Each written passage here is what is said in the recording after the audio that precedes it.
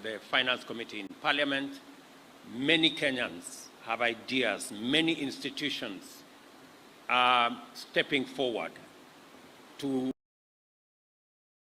work with us on how we can raise revenues locally. And I am very proud. A while ago, the conversation was how much of the debt is allocated to even children who are not yet born, public debt. I am happy that this time around we are having a conversation about not debt, but taxes. That is significant improvement. We have moved away from how much debt we are accumulating to how much tax we are paying. I think that is, we are in the right place. We are having the right conversation. And it is because I did commit to the country that we are going to begin the journey to wean ourselves from living beyond our means, living within our budgets.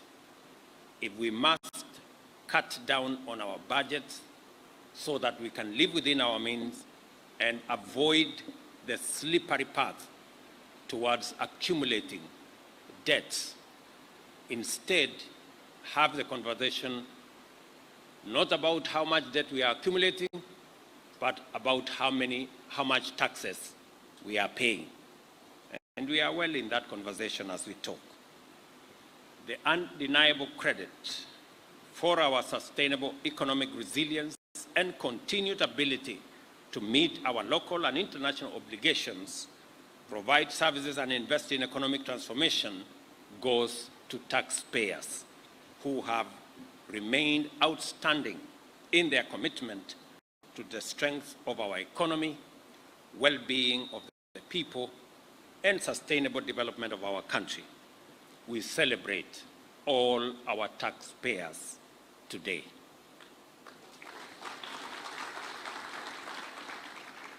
I know we will celebrate those who have done very well, but we must also celebrate all those who have made their contribution to where we are today.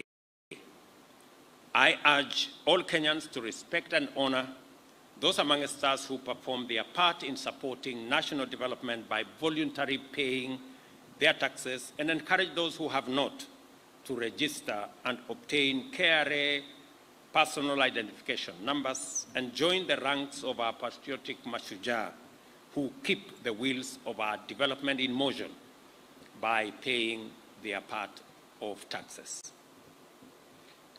As always, I remain committed to lead from the front on this matter of great national importance, to pay my taxes when they fall due and submit my tax return on time as is required. I will continue to lead from the front and expect everybody to walk in that journey. I must also commend all the actors in this space.